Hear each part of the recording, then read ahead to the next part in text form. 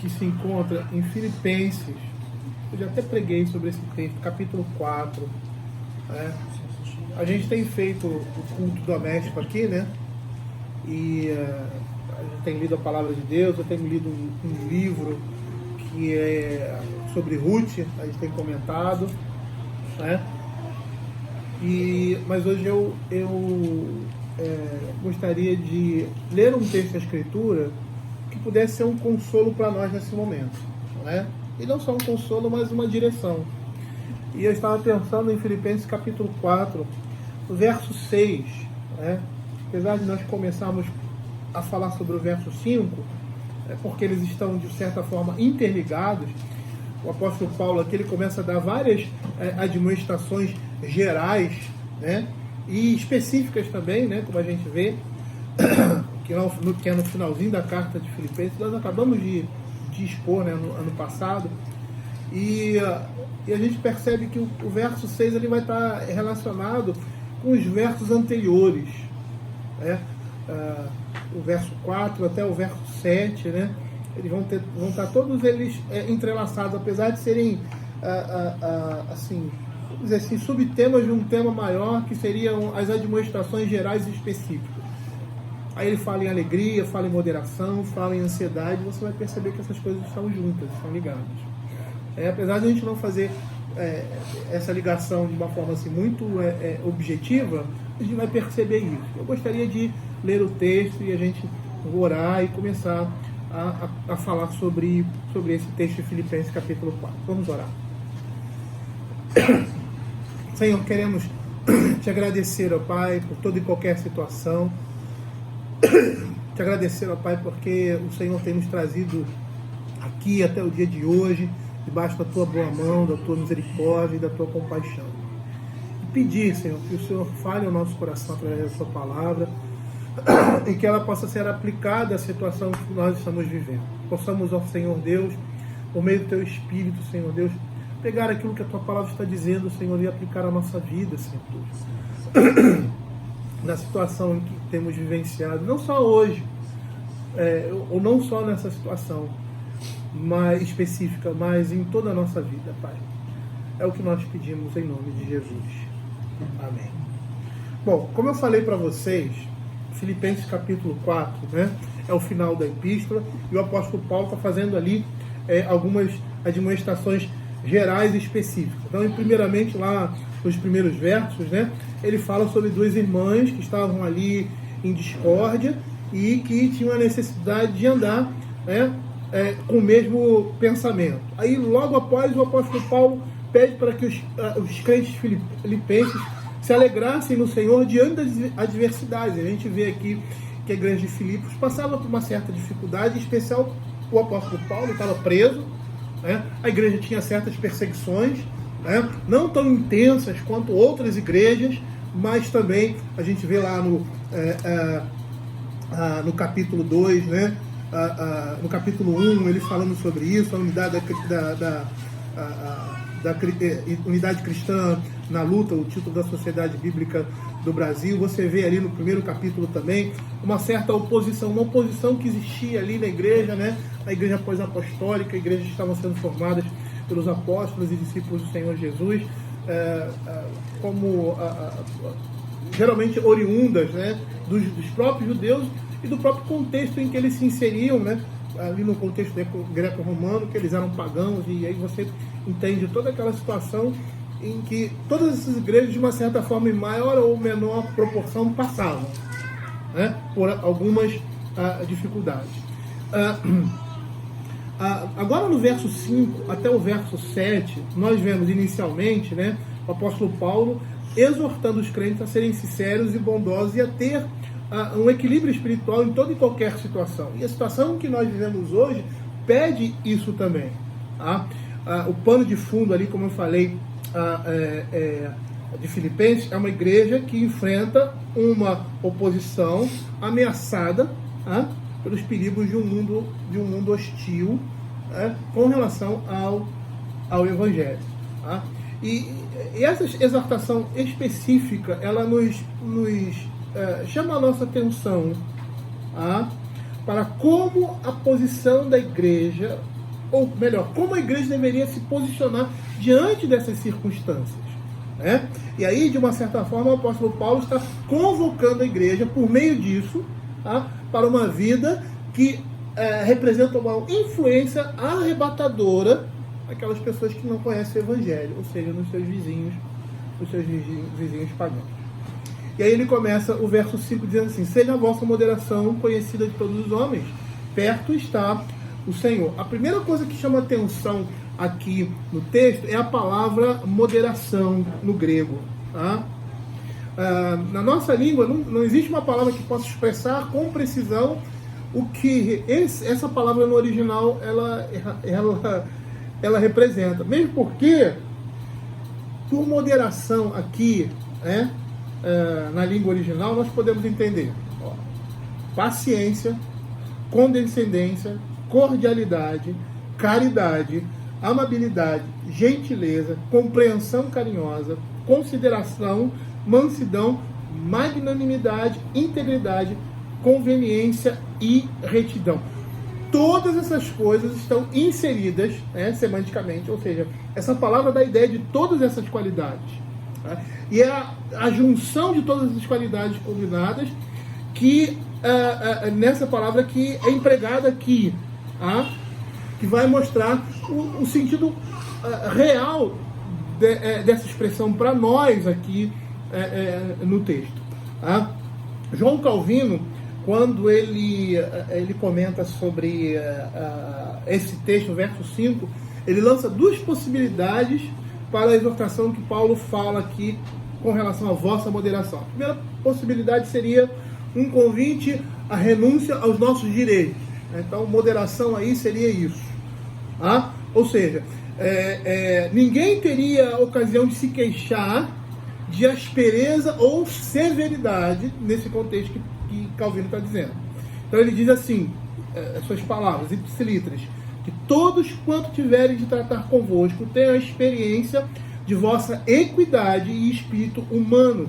Sendo assim, a palavra como ele diz aqui, conhecimento, seja a vossa moderação conhecida, ou seja, ele está querendo dizer, as pessoas precisam ter experiência, elas precisam ver. As pessoas que estão à nossa volta precisam ver essas coisas ou essa situação na nossa vida, ou seja, uma vida de moderação. As pessoas iam conviver conosco e iam perceber isso, essa generosidade, essa moderação, esse comportamento reto em nossas vidas, em toda e qualquer situação. A primeira possibilidade, uma renúncia aos nossos direitos. A segunda possibilidade, que eu acho que se encaixa aqui com mais propriedade, é que Paulo aqui está exortando aos crentes a suportar todas as coisas com tranquilidade de espírito, moderação e comedimento, que é o nosso caso hoje em dia. Vivendo essa situação em que nós estamos vivendo hoje, de pandemia, de limitação e outras coisas relativas a isso, nós deveríamos estar com o espírito tranquilo diante dessa situação. Ou seja, nós não podemos nos abalar facilmente pelas coisas que estão acontecendo. No caso aqui de Filipenses, Paulo estava dizendo assim, olha, vocês não devem se abalar diante das injúrias e das dificuldades. Quando há um aborrecimento aí por causa das adversidades, essas coisas não poderiam mudar o nosso comportamento e nós precisaríamos demonstrar diante dessa situação tranquilidade de espírito e constância de retidão.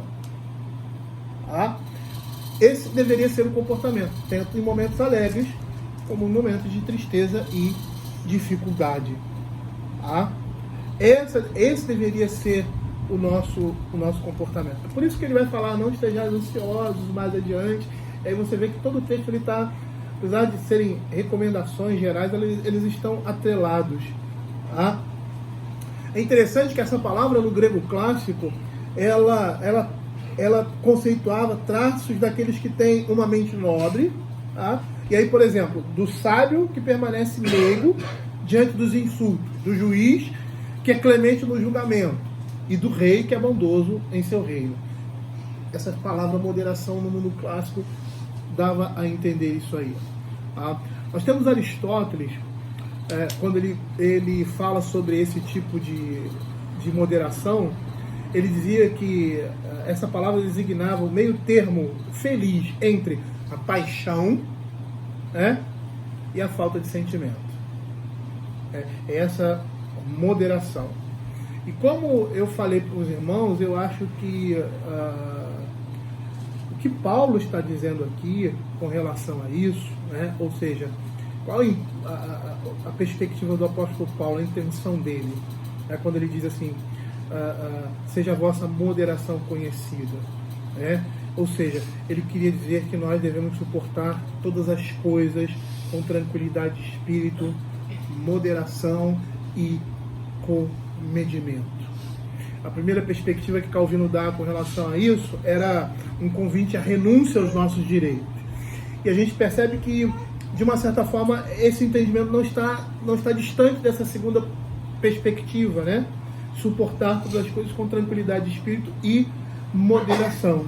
E elas podem estar nessa situação também convergentes, relacionadas diretamente uma a uma. Por quê? Porque quando nós renunciamos ao que chamamos de nossos direitos, nós vamos abrir mão de certas coisas com o espírito tranquilo, comedido, com relação àquilo que nós poderíamos dispor, e nós, naquele momento, não temos e não fazemos isso.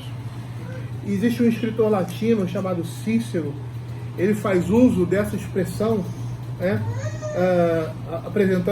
apresentando essa expressão numa máxima. Ele diz assim: minha mente é tranquila, ou seja, moderada, a qual recebe tudo com bom humor. E esse deveria ser o nosso comportamento diante, e era isso que Paulo estava chamando aqui, aqueles irmãos, diante das dificuldades que eles estavam vivenciando ali, da oposição com relação ao Evangelho, que eles deveriam estar com uma mente tranquila. Ou seja, o objetivo do apóstolo Paulo, e é isso que eu gostaria também que os irmãos entendessem, que nós devemos nos conduzir pacificamente e pacientemente em tudo nessa situação em que nós estamos vivendo, exercendo um domínio próprio, mesmo quando estamos passando por situações dificultosas. Ou no caso lá dos irmãos em Filipenses, por injúrias e mentiras, ou por coisas inconvenientes. Qual deve ser a nossa postura? Moderada. Nós devemos nos conduzir de forma paciente, sabendo que Deus está no controle de todas as coisas. E por que isso? Porque aí nós vamos apontar para um outro aspecto que está implícito aqui, mas o apóstolo Paulo não fala claramente sobre isso, mas está implícito, que é o que? A providência de Deus. Quando nós ignoramos a providência de Deus, a nossa impaciência e qualquer tipo de atitude que você possa não atribuir a um espírito tranquilo e comedido, vão aparecer. E essa é uma das razões porque nós somos tão rápidos e facilmente lançados, muitas vezes em confusão e numa situação de desespero, por não entender a providência divina. É Deus conduzindo todas as coisas e providenciando elas conforme a sua vontade. E o que acontece também em situações como essa é que nós ficamos abatidos por não reconhecermos o fato de que o Senhor, nessa situação ou nessas situações, cuida de nós. O Senhor estava cuidando ali da igreja de Filipenses. O Senhor estava cuidando ali dos hebreus, quando eles estavam sendo perseguidos, e como o apóstolo Paulo, como o escritor do livro de Hebreus, diz: vocês estão sendo espetáculos para o mundo. Mas o Senhor estava cuidando deles, estava guardando o povo. E quando nós descansamos totalmente no cuidado providencial de Deus, sabendo que nós não estamos expostos às precipitações do destino, nem ao capricho de homens ímpios, mas estamos sendo cuidados pela orientação providencial e paterna de Deus, nós precisamos ter esse tipo de comportamento. Ou seja, esse comedimento, essa moderação. Tá? E é interessante porque isso vai apontar para uma outra realidade que Paulo fala aqui. Quando ele diz assim, seja a vossa moderação conhecida de todos os homens, ou seja, as pessoas vão olhar e vão ver isso na nossa vida nesse momento, um momento de calamidade, um momento de dificuldade, um momento de perseguição, um momento de injúria, um momento em que nós estamos sofrendo ou injustamente, ou por causa do Evangelho, ou por situações como nós estamos vendo hoje. As pessoas vão olhar e vão ver a nossa tranquilidade, a nossa paz. Isso vai ser o quê? Vivenciado, experimentado pelas pessoas que estão ao nosso redor. Elas vão olhar para nós e vão ver isso. E qual é o fundamento disso? Aí você vai dizer, seguindo o que eu apresentei aqui, a providência de Deus. Correto. Mas o que está por trás da providência de Deus? O que Paulo vai dizer aqui, seja a vossa moderação conhecida por todos os homens.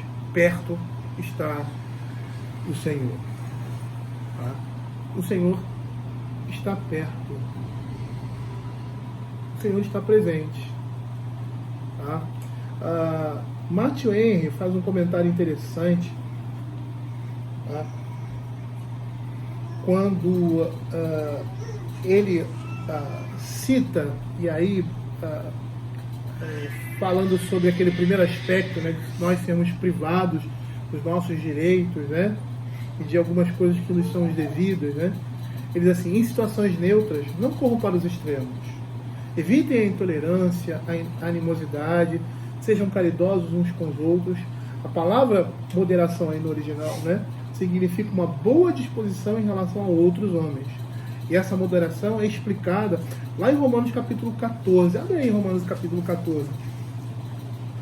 É interessante, como ele demonstra, como Paulo demonstra aqui essa moderação. Olha, acolhei o que é débil na fé, não porém para discutir opiniões. Um crê que tudo pode comer, mas o débil come legumes. Quem come não despreza o que não come não julgue o que come, porque Deus o escolheu. Quem és tu que julgas o servo alheio? Para o seu próprio Senhor está em pé ou cai, mas estará em pé, porque o Senhor é poderoso para sustentar. Não faz diferença entre dia, outro julga todos iguais todos os dias, cada um tem bem a opinião definida em sua própria mente. Percebam que aqui, em Romanos capítulo 14, Paulo está apresentando essa moderação de uma forma prática. Em determinadas situações, ser condescendente com aquele que é débil, não julgue entre um e outro. Essa moderação está sendo apresentada aqui, é isso que Matthew Henry está falando, E aí, voltando para o que Matthew Henry diz, ele diz assim, alguns entendem tratar, suportar com paciência as aflições, ou do desfrutar sóbrio de bens materiais, e assim uma concordância com o versículo seguinte, ou seja, não andeis ansiosos de coisa alguma. Mas por que isso? Por que esse entendimento? Ou seja, entendemos Deus é providente, está providenciando todas as coisas. Mas que essa providência está relacionada ao quê? A presença de Deus. Perto está o Senhor. O entendimento de que o Senhor está perto. Essa é a causa da nossa moderação. E por entender que o Senhor está perto de nós o que deveríamos nos animar nos sofrimentos presentes e moderar as nossas paixões em relação a coisas exteriores. Porque, em primeiro lugar, nós sabemos que o Senhor vai tomar vingança, como foi a sua oração, contra os inimigos de Deus. E vai recompensar a nossa paciência. E tudo isso é fruto do entendimento de que o Senhor está perto. E há duas possibilidades aqui desse entendimento da proximidade de Deus assim.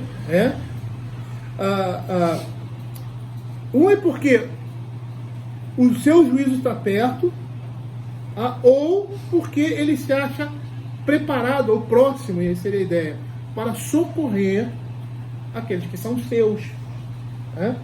Então, lá no Salmo 145, 18, a palavra de Deus diz assim: perto está o Senhor de todos os que invocam, e de todos os que invocam em verdade. Nós seríamos miseráveis se o Senhor se mantivesse distante de nós, né? Mas o que nós entendemos, sabemos pela palavra de Deus, que Ele tem nos recebido debaixo do seu cuidado e proteção, e Ele defende o seu povo.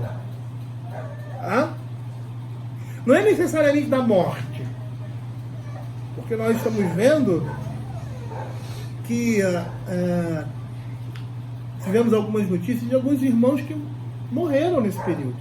Tá? Tem o John Murray, parece que morreu dessa doença. E não é necessariamente da morte, pode ser. O Senhor guarda o seu povo também da morte física, mas é muito mais e vai muito mais além disso. Ele está nos guardando da morte eterna. Você vê lá em Apocalipse o Senhor falando que algumas pessoas da igreja teriam que morrer e alguns santos estavam sofrendo. Se a gente achar que o Senhor está nos guardando pura e simplesmente, né, de ficarmos doentes ou de morrermos, nós vamos ter um entendimento errado disso. O Senhor guarda a nossa saúde também. Ele guarda a nossa saúde. A palavra de Deus deixa isso muito claro, que tudo vem da mão do Senhor e nós devemos pedir por essas coisas também. Quando nós vamos viajar, Senhor, cuida da nossa viagem para que não aconteça nenhum acidente. E às vezes não acontece, e às vezes acontece. E Deus guardou do mesmo jeito. É entender que a nossa vida não se limita a essa existência e que vai muito mais além dela. E que a nossa perspectiva é o quê? A eternidade. Por isso que nós não devemos temer com relação às situações e dificuldades que nós vivenciamos nesse mundo. Não podemos perder a esperança ou ficarmos desesperados. Por quê? Porque o Senhor cuida de nós. E saber que Ele está presente, que Ele está próximo. Ele está presente em toda e qualquer situação. E nós podemos descansar debaixo dessa orientação. E por quê? Para que nós não fiquemos intimados pelo furor dos adversários, dos perversos ou da situação em que a gente se encontra. Existe um comentarista, um pastor, que comenta sobre esse verso. Ele diz assim, acho que é do século XVI ele. O apóstolo ressalta essa verdade para ajudar a preservar a alegria cristã em nossa mente, pois nada perturba tanto essa alegria quanto o cuidado vão e fútil que temos pelas coisas desse mundo, como o sucesso dos nossos planos, nossos favores e assim por diante. E como a fonte desse desassossego está na ignorância da palavra de Deus, ele declara, perto está o Senhor. Isso pode se referir ao tempo ou ao espaço. Ao tempo, então o Senhor logo virá para julgar o mundo, e aquele grande julgamento em que todas as coisas serão confrontadas não está distante. Ao lugar, então o Senhor não está longe de cada um de nós. Ele é testemunha e o juiz de todos os assuntos humanos, observando todas as coisas que ocorrem para nos ajudar em nossa necessidade, reprimindo o excesso e punindo a impiedade de nossos inimigos. Quando a gente tem esse entendimento, não interessa o desfecho. Por mais que a gente queira um desfecho que seja apropriado para nós, não interessa o desfecho. A gente confia no Senhor. E a gente sabe que o desfecho vai ser o melhor. E muitas vezes, esse desfecho, inicialmente ou primeiramente, é um desfecho bom para nós. Mas muitas vezes não é. Esses dias eu estava conversando com o Simone, estava me lembrando do tempo que nós passamos lá na igreja do Barreto. Foi depois de 4 anos aqui no Rio de Janeiro, em que a gente não conseguia igreja, conseguimos uma igreja, e a igreja fez aquilo que fez conosco. A igreja, né? A liderança da igreja fez aquilo que fez conosco. E aí, cheguei em casa, lá, eu estava em casa, né? Fiquei sabendo de que eu tinha esse delay, a Simone ficou muito triste, chorou. Eu falei, e agora, querida, fica tranquila. Vai ser o melhor para nós. Pode ter certeza que vai ser o melhor para nós. E aí, depois de um tempo, eu cheguei para ela, diante de toda a dificuldade, né? Dificuldade de começar uma congregação, dificuldade de sustento, né? O Senhor foi no momento certo, no momento apropriado, né? Nos sustentando e suprindo as nossas necessidades. E eu cheguei para ela, lembra aquilo que eu falei para você? falou, puxa vida, é verdade. Aí de vez em quando, na nossa congregação, ela falava assim, cara, eu estou no paraíso. Será que isso vai continuar? Ela falava muito isso, né? Será que isso vai continuar? Será que vai... Mas está tão bom. E com toda a dificuldade que a gente vivenciava agora, uma outra situação que era a questão de uma igreja que estava se formando e tal. A gente precisa confiar e saber. Independente do desfecho. O desfecho ali, aparentemente, foi negativo. A nossa perspectiva era, poxa, seria bom se eu ficasse na igreja e continuasse o ministério ali. Mas na realidade aquilo não seria bom para mim. Para mim seria melhor outra coisa. 10 anos ali trabalhando com uma igreja, com toda a dificuldade, poucos membros, saindo às vezes lá do centro da cidade tarde, indo lá para Niterói, voltando tarde para casa. Aquilo foi o melhor para nós. E hoje você tem uma igreja formada. E essa realidade continua na nossa vida. E não só nesse aspecto, mas em todos os outros aspectos. Por quê? Porque a gente sabe que a gente tem um Deus que está cuidando de nós. Se eu tiver que viver na pobreza, ou tiver que viver com alguma limitação de doença, ou coisa que eu valha, eu sei que aquela situação é melhor para nós, para mim, porque o Senhor está perto, porque o Senhor está no controle, Ele está dirigindo a minha vida. E eu tenho Ele como Pai. E Ele está provendo as minhas dificuldades, aquilo que é necessário para mim, naquele momento, para que eu possa viver daquela forma e glorificar o nome dEle, como aconteceu com o apóstolo Paulo. 3 vezes eu pedi para que tirasse de mim o espinho na carne, e o Senhor me disse, não vou tirar. Você vai contar com a minha graça para suportar essa doença. E aí a conclusão do apóstolo Paulo, eu vou me alegrar, porque nesses momentos de fraqueza é que eu sou forte. Por quê? Porque ele percebeu, ele entendeu, como nós devemos entender, que as nossas boas realizações não dependem de nós. Está na mão do Senhor. É Ele quem conduz a nossa vida. William Hendricks, quando fala sobre esse texto, ele entende que o texto sagrado vai se referir aí à segunda vida de Cristo.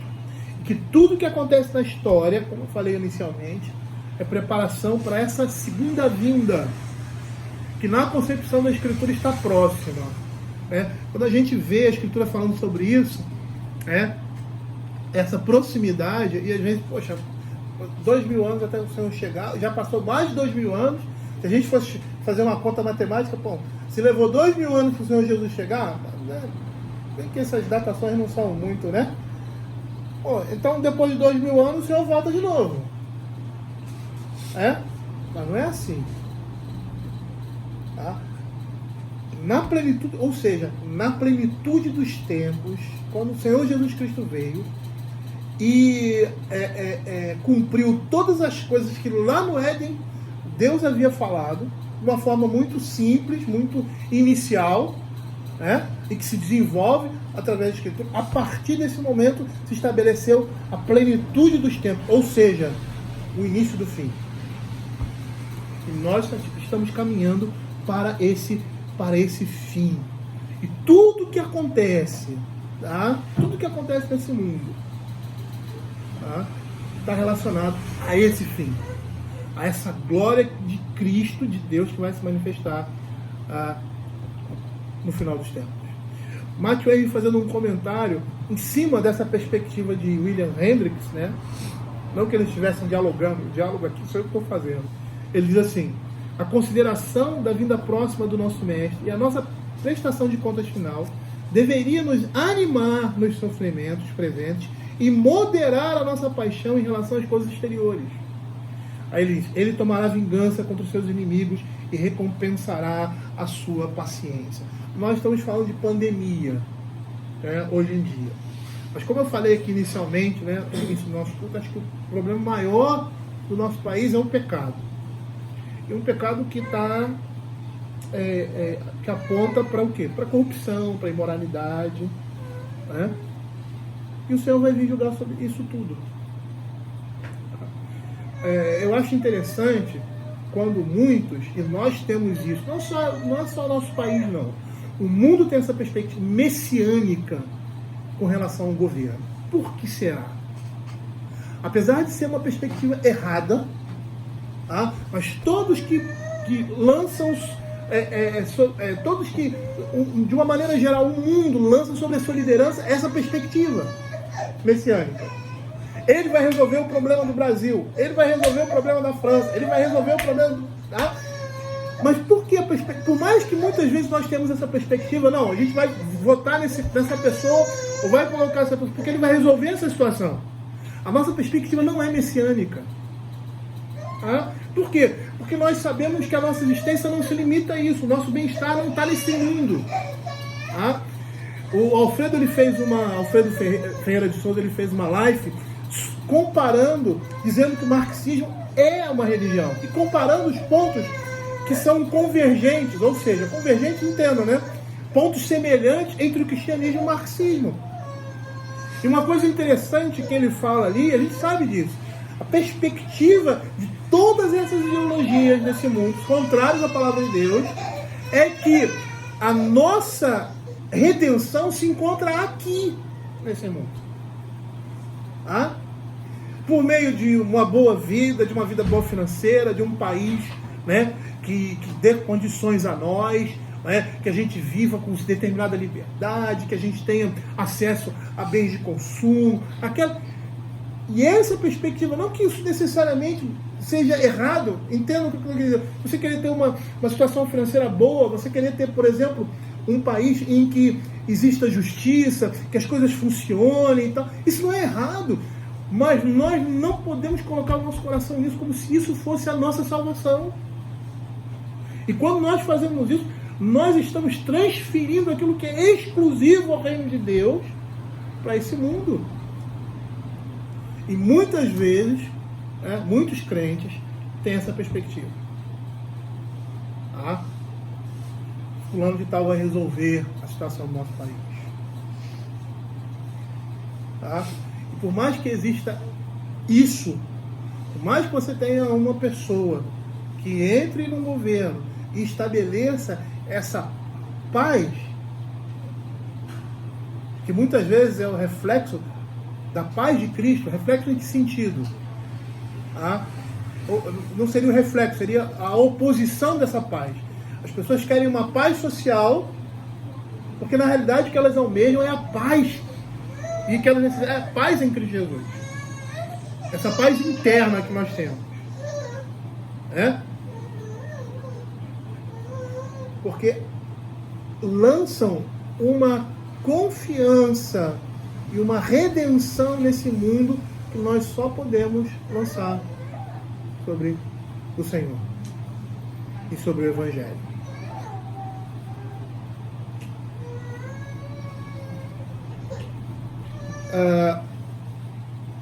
Se nós olharmos para o outro aspecto,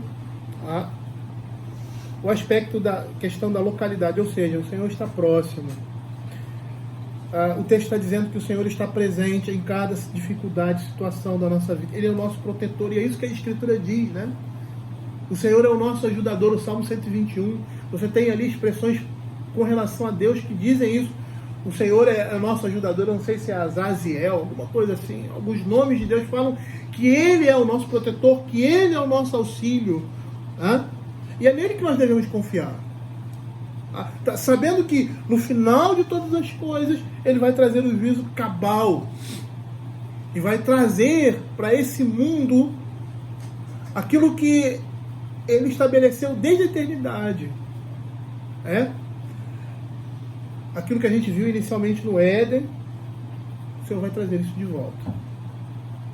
Mas essa não é uma perspectiva física, por mais que vai se manifestar fisicamente, porque o diabo, porque o pecado também, né, não vai mais existir no meio de nós. O pecado será extinto.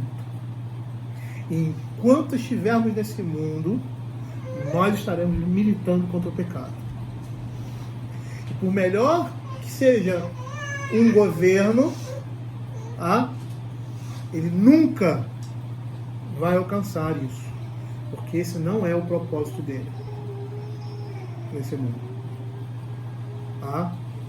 Trazer uma paz e uma harmonia que somente o Evangelho vai trazer. Tá? O Senhor pode mitigar os nossos sofrimentos, as nossas dificuldades, aquelas físicas, por meio de uma determinada situação. Você vê ali no povo de Israel que o exílio serviu como o quê? Como um ninho. Da mesma forma que o Egito. Sofrimento, dificuldade, o povo crescia e se multiplicava. Quando isso acontece?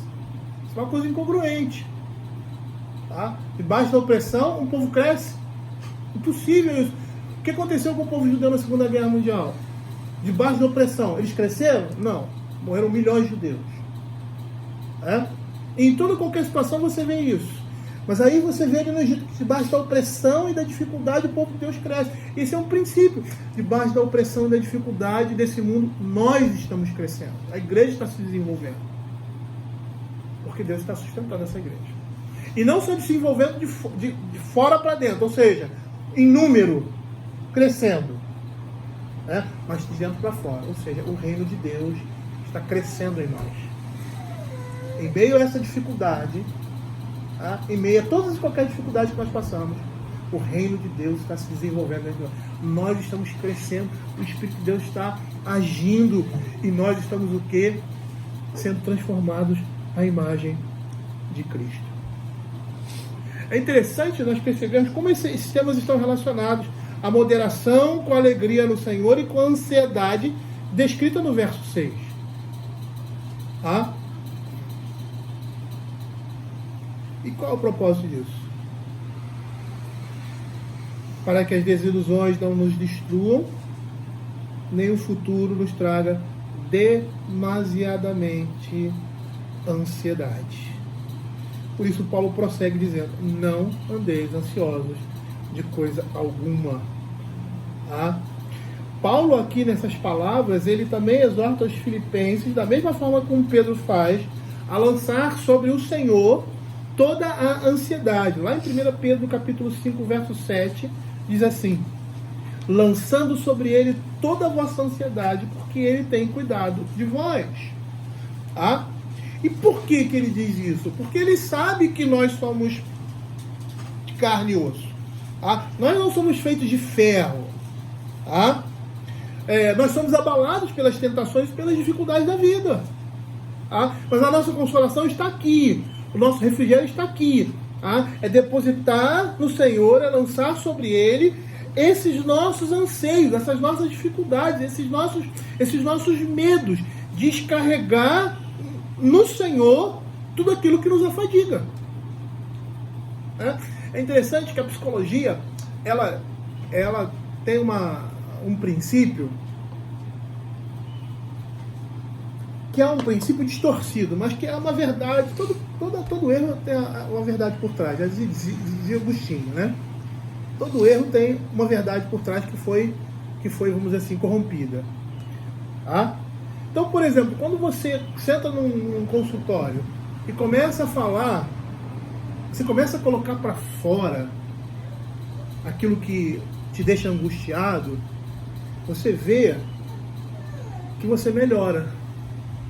Porque você colocou para fora aquilo que estava te enganando. Aí você começa a falar, e às vezes você começa a pensar naquilo que você está falando e começa a refletir, às vezes, nas besteiras que você está falando ou nas incongruências que você fala. Tá? E a psicologia ela age desse jeito. Tanto que o psicólogo, até onde eu sei, ele não dá soluções. Né? Ele deixa que você chegue a essas conclusões. Pelo menos até onde eu sei, não sou especialista em psicologia. Tá? E aí, por você colocar para fora, aquilo já te alivia, mas não resolve o problema. Traz um alívio momentâneo, mas não resolve o problema. Porque o problema está no coração. E é interessante que quando você coloca isso diante do Senhor, de uma certa forma, você vamos dizer assim, é como se você estivesse se afogando, e daqui a pouco você sai de cima, consegue sair da água e respira. Tá? E aí você vai dizer, isso é, vamos dizer, esse exemplo poderia ser um exemplo muito comum comum, não. É semelhante ao que você deu da psicologia, só que tem uma diferença. Quando você fala, você coloca para fora, mas você coloca isso diante daquele quem é Senhor de todas as coisas, que pode ouvir e que trata o seu coração, aí é coisa diferente. Não é somente um despejar ou um falar para você botar para fora aquilo que está afogando. É você entregar na mão daquele que vai cuidar dessa situação, que vai trazer paz, que vai trazer tranquilidade, que vai dizer para você como o Senhor ali no Getsemane, né? Passa de mim esse cálice, mas seja feita a tua vontade. Todo momento ali do que o Senhor Jesus viveu, da aflição que ele viveu ali, né? E Lucas diz que ele pingava gotas de sangue, e aquilo ali é literal. Eu até já expliquei isso numa pregação, né? De que o organismo, quando você está em intensa aflição, ele pode liberar esse tipo de descrição que foi dada ali, gotas de sangue. Eu pensava que aquilo ali era metafórico, mas eu vi que não é realmente. Numa situação tão extrema, né? O seu organismo faz isso, libera isso. E aí que o Senhor, qual foi a tranquilidade depois disso? Ele sabia que estava fazendo a vontade de Deus. Mas seja feita a tua vontade e não a minha. E aí ele descansa. E nessas coisas a gente pode seguir o exemplo do Senhor Jesus. Descansar. Ele sofreu na cruz, ele morreu, ele sentiu dor, né? Mas o que o aguardava era a glória eterna. Ele confiava em Deus porque sabia que Deus ia fazer tudo aquilo que ele tinha planejado e tinha dito. O que acontece muitas vezes é que nós não sabemos diferenciar uma preocupação legítima de uma ansiedade pecaminosa.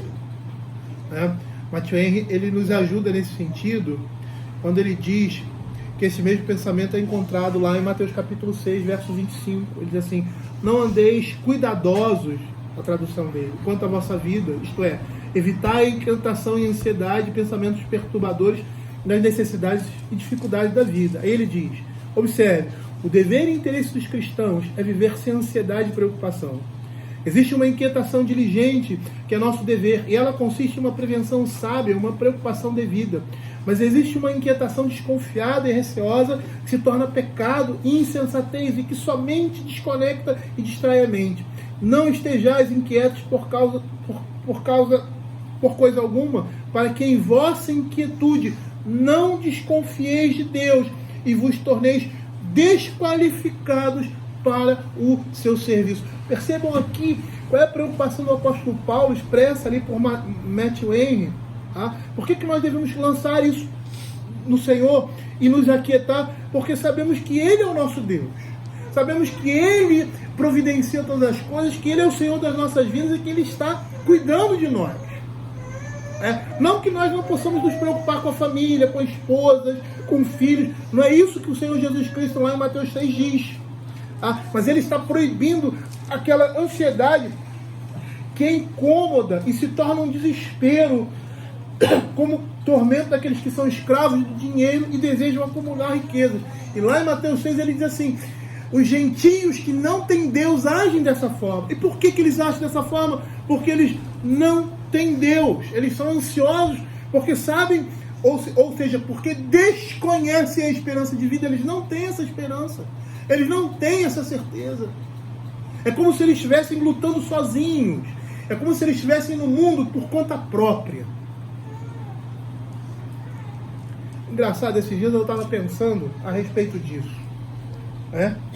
Até depois do falecimento da dona Anice.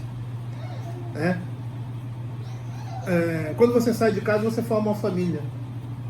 Não é que aquela família deixe de ser a sua família, mas a sua família agora que sua esposa, seus filhos, é sua família também. Mas agora ela está em segundo plano, né? Vamos dizer assim. Porque você tem uma prioridade que é a sua casa.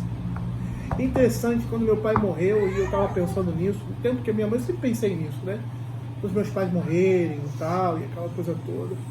Cara, quando minha mãe morrer, eu vou me sentir órfão.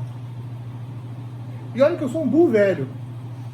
E provavelmente Dona Hélia deve ter se sentido assim. E todos aqueles que perdem os seus pais se sentem assim. Eu não sou órfão. Eu tive um pai perdi meu pai. Daqui a 20, 30 anos, sei lá, 10 anos, 15 anos, minha mãe falece. Mas o sentimento de orfandade é tão grande que você parece que perdeu o referencial. E parece que você está sozinho no mundo. Pelo menos é isso que eu sinto. Eu não sei se Dona Ellen sentiu isso ou se outras pessoas sentem isso. Por quê? Porque você tem um referencial, você tem seus pais. E aquilo te dá uma certa segurança, saber que eles estão vivos, saber que eles estão ali.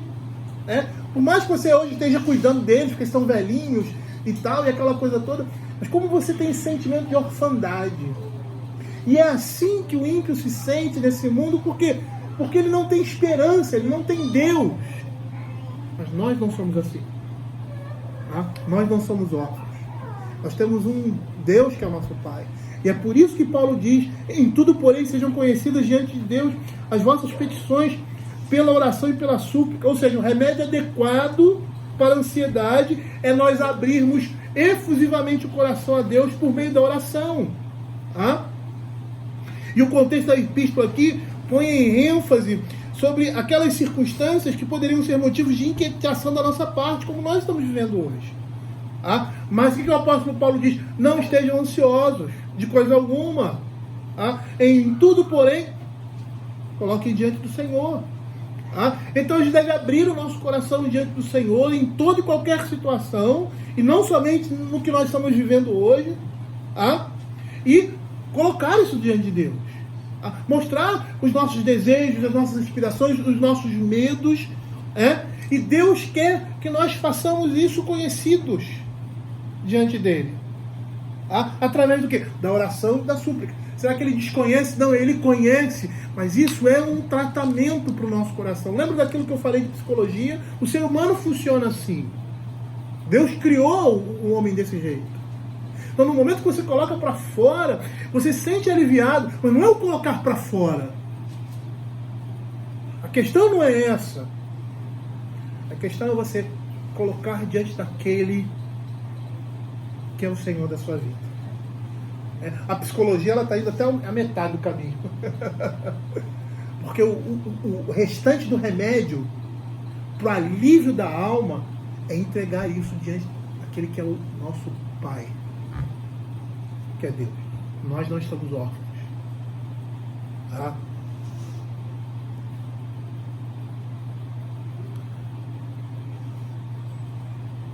E aí, como crentes, nós devemos lançar ao Senhor essas coisas, confiar a nós mesmos e a tudo que nós temos diante do Senhor, nos derramando diante dele de coração. Calvino faz o seguinte comentário a respeito disso: ele diz assim: todos que olham para cá e para lá em busca dos insignificantes confortos do mundo podem até certo ponto parecer aliviados, como o exemplo da psicologia que eu dei aqui, mas só existe um refúgio seguro: descansar no Senhor. Mathieu faz um comentário aqui interessante, eu já estou terminando. Ele diz assim: como antídoto soberano contra a inquietação desconcertante, ele recomenda a oração constante. Antes das vossas petições, sejam em tudo conhecidas diante de Deus pela oração e súplicas com ação de graça. Aí ele diz assim: observe, devemos não somente manter períodos de oração fixos, mas orar em cada situação crítica que aparece. Em tudo pela oração. É interessante que essas situações críticas, elas fazem nos lembrar uma coisa que é básica na nossa vida. Tudo que nós fazemos, nós devemos colocar diante de Deus em oração. Todos os nossos desejos, todas as nossas aspirações, tudo aquilo que nós vamos fazer, nós devemos colocar diante de Deus. Os nossos planos, nós devemos colocar diante de Deus. Por quê? Porque nós não fazemos nada sem Ele. E nada acontece se não for da vontade dele. Então a gente não pode viver como os pagãos, que jogam com a sorte. E isso vai mostrar confiança que nós temos no Senhor. É um exercício da nossa confiança. Quando você vai a alguma pessoa pedir um conselho sobre alguma coisa, você não vai para qualquer um. Então, por exemplo, estávamos conversando sobre o carro. Para que a gente pergunta as coisas sobre carro? Apesar de ele não ser mecânico. Rodrigo. Aí alguém está preocupado quando eu sei que é alguma coisa de trabalho. Negócio de lei, para quem eu pergunto? Alexandre. Por quê? Porque eu sei que eu vou ter uma resposta. Ele pode até não saber do assunto, mas ele vai me dar uma direção. Você vai procurar aquela pessoa que vai responder aquela questão. Ou dar uma resposta satisfatória, ou pelo menos apresentar uma luz para você seguir um caminho. E quando nós buscamos ao Senhor, porque a gente sabe, a gente coloca diante do Senhor as nossas aspirações, os nossos desejos, a nossa vida, a gente sabe que Ele vai dar o cuidado. Ele vai cuidar, Ele vai tratar, Ele vai conduzir. E as nossas orações constantes demonstram a nossa dependência e a necessidade que nós temos do Senhor. O Alfredo uma vez pregou sobre oração, muito tempo atrás. E ele diz que o crente que vive dessa forma, sem colocar a sua vida diante do Senhor, ele está vivendo no peito e na marra. Mas nós não vivemos assim. Nós temos um Deus que é nosso Pai. Aí Matthew Henry continua: quando alguma coisa oprime o nosso espírito, devemos aliviar ou tranquilizar a nossa mente pela oração. Aliviar ou tranquilizar a nossa mente pela oração. Quando nossos afazeres são confusos ou complicados, precisamos buscar direção e apoio. Não é o falar, não é uma psicologia aqui, mas é o falar com alguém que vai resolver, que vai dar paz, que vai dar tranquilidade. Quantas vezes a gente, como pastor, chega numa situação de ir na casa de um irmão da igreja e tal, ou porque alguém morreu, ou situação difícil. O que você vai falar para uma pessoa dessa? É lógico que você vai pregar, você vai falar a escritura, mas você está sempre querendo consolar o coração daquela pessoa. Você quer dar uma palavra que traga consolo, que traga esperança. E aí você pega a Bíblia e fala sobre isso. Mas esse sentimento ela só vai ter se Deus agir no coração dela por meio da palavra de Deus. Não vai ser a minha palavra, por simplesmente, ou abrir um texto que fale sobre uma necessidade que aquela pessoa está tendo, que aponte para aquilo ali, essa como é que chama? Essa praticidade, pragmatismo, mas vai ser a ação de Deus no coração daquela pessoa por meio da palavra de Deus que vai trazer essa tranquilidade, que vai consolar. E muitas vezes nas minhas orações, quando eu chego numa situação assim, eu consolo o coração dessa pessoa, porque só Ele que pode fazer isso, não sou eu. Não é um confessionário como na igreja católica, que o crente vai lá e confessa e tal. O crente não, o prosélito vai lá e confessa e tal, e aí se sente que tirou um peso da sua consciência, porque aquele peso continua. Se ele não for a pessoa certa, aquilo jamais vai ser tirado sobre ele. Ele pode até se tornar, ficar enganado naquela situação e se sentir de uma certa forma leve, mas as coisas vão voltar, porque só quem pode dar esse alívio é o Senhor. E qual é o instrumento? Ele diz pela oração e pela súplica. E é interessante porque essas referências, ou seja, essas palavras denotam reverência e profunda devoção. Súplica aqui é como se fosse o modo que essa oração é feita.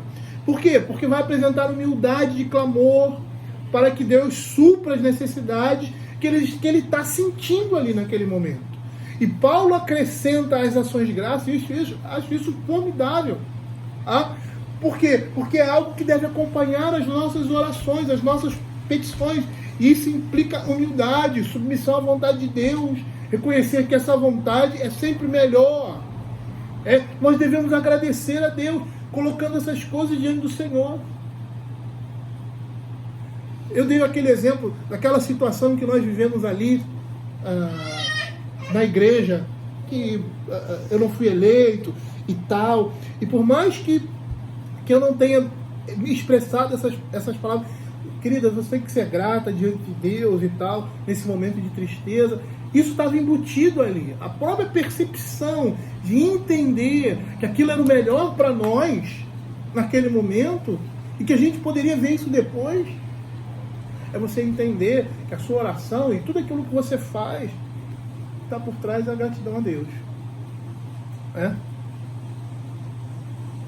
Matthew Henry diz assim: devemos acrescentar as ações de graça às nossas orações e súplicas.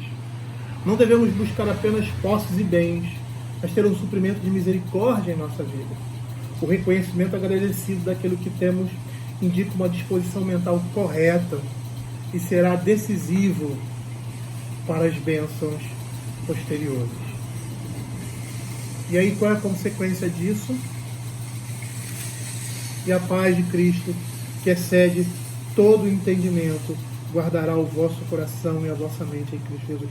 Esse aqui é o consolo que eu falei. Quando nós oramos numa situação, ou nós percebemos uma situação, e aí no caso dos pastores, que você vai dizer o quê? O que você vai falar? Você quer alcançar o coração daquela pessoa, mas não é você que alcança o coração daquela pessoa. E às vezes você não tem o que dizer.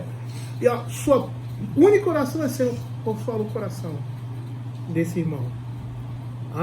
O efeito de tudo isso é a paz em Cristo. Uma sólida confiança em Deus e uma evocação a Ele redunda nessa promessa. A paz de Deus vai guardar a nossa mente e o nosso coração. Paz de Deus, segundo Matthew Henry, é a percepção confortável da reconciliação com Deus, o benefício de seu favor e o favor da bem-aventurança celestial e o desfrutar de Deus na vida futura. Ou seja, ele está apontando por um bem maior, que não poderia ser suficientemente valorizado e devidamente expressado. É a paz que guarda os nossos corações e nossos sentimentos em Cristo Jesus.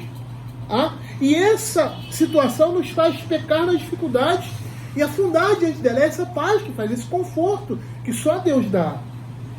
E é essa paz que vai nos tornar calmos, serenos, sem aflição e com uma satisfação interior, apesar das circunstâncias em que nós estamos vivendo. Lá em Isaías 26, verso 3, ele diz assim: tu, porém, Senhor, conservarás em paz perfeita, em perfeita paz, aquele cujo propósito é firme, porque ele confia em ti. E eu gostaria de terminar dizendo, a paz é algo que Deus nos dá por causa daquilo que Ele fez por nós. E nós só podemos gozar dessa paz pela fé. Não tem como gozar dela senão pela fé. E essa fé, ela pode ser materializada e se materializa nesse texto da seguinte forma. Aí o verso 4: alegrai-vos sempre do Senhor. Uma alegria por causa da sua união com Cristo. Seja a vossa moderação conhecida por todos os homens. Uma moderação de espírito, suportando todas as coisas com tranquilidade e moderação, por entender a providência divina e saber que Deus cuida de nós. Não andeis ansiosos, não andando ansiosos, mas lançando sobre Ele toda a nossa ansiedade, porque Ele tem cuidado de nós. É dessa maneira que nós devemos agir em situações como essa. Sabemos que nós temos um Deus que cuida de nós, que nos preserva do mal, não só do mal físico, porque muitas vezes nós somos alcançados por esse mal físico, não por situações de desgraça. Calvino vai dizer que os crentes, eles vivem de uma tranquilidade em todas as áreas, conforme a circunstância geral em que Deus os coloca. Numa Segunda Guerra Mundial, onde existe privação, onde as pessoas estão morrendo, onde a fome é intensa, o povo de Deus está ali, vencendo essas coisas, mas seguro na mão do Senhor, sendo sustentado diante das dificuldades, vivendo as dificuldades, mas sendo sustentado por elas.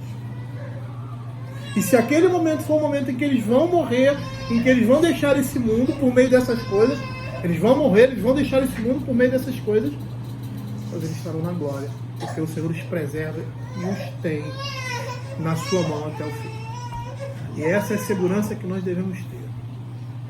Quando a nossa preocupação não é a nossa vida nesse mundo, nós estamos prontos a viver nesse mundo, tá? De uma forma plena. E quando a morte chega, a gente está ciente de que estamos passando dessa vida, da cidade dos homens, como diz Agostinho, para a cidade de Deus. Vamos orar.